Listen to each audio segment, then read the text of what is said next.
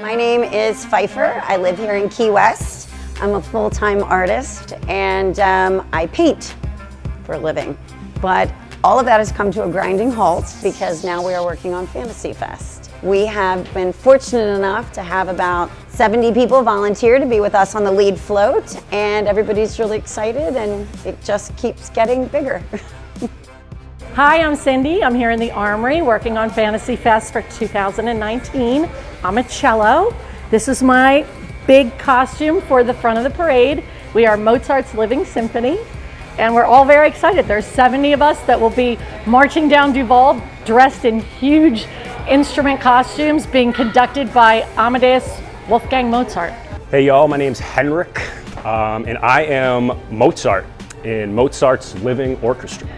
You know, I think part of this is just the creative rush that a lot of us don't get to encounter throughout the whole year, you know? And so working with people like Pfeiffer and just the different artists around town, it's an outlet, so to speak.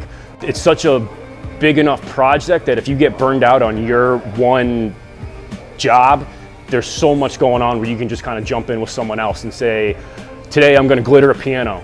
My name is Jason Lamson. I'm here working on some cellos right now, just helping out wherever I can. I think this is just so much fun. It's a good creative outlet and great group of people that we get to do this with.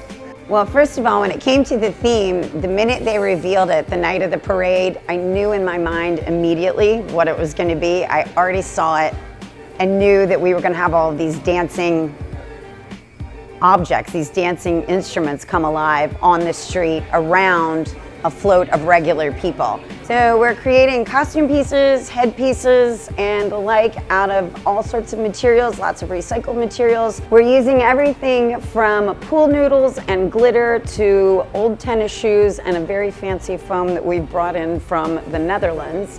It's heat activated, so we're able to make wigs that are over 2.5 to 3 feet tall. So this is my Mozart wig.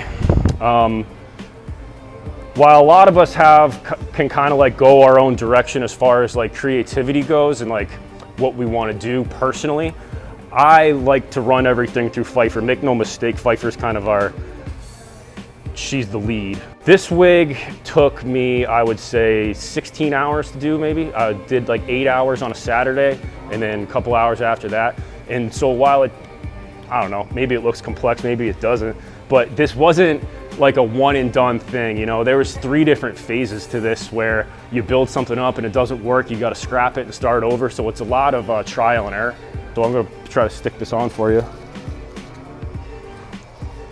I'm gonna hit my head here. But like I said, you know, one of our goals of this year is to like really be big, you know? So I'm gonna be on like 6-7 inch platforms. I've never worn platform boots, but that's where I'm going. So I've been working with Pfeiffer in the group since probably July.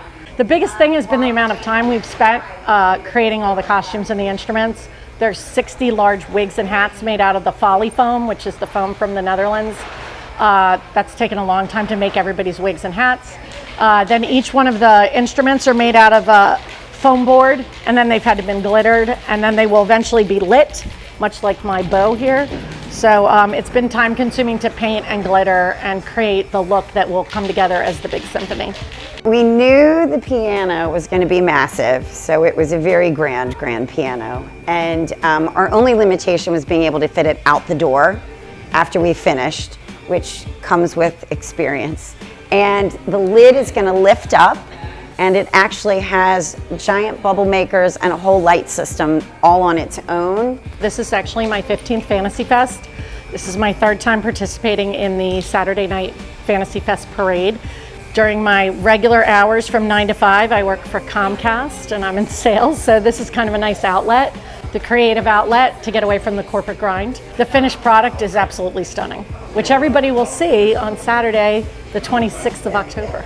The parade last year was our first year. We got lucky enough to be involved in it, and it was just phenomenal. The energy was through the roof, just seeing the people's faces when you walk down the street, and I couldn't wait to do it again. I was ready to do another parade the next day, sort of.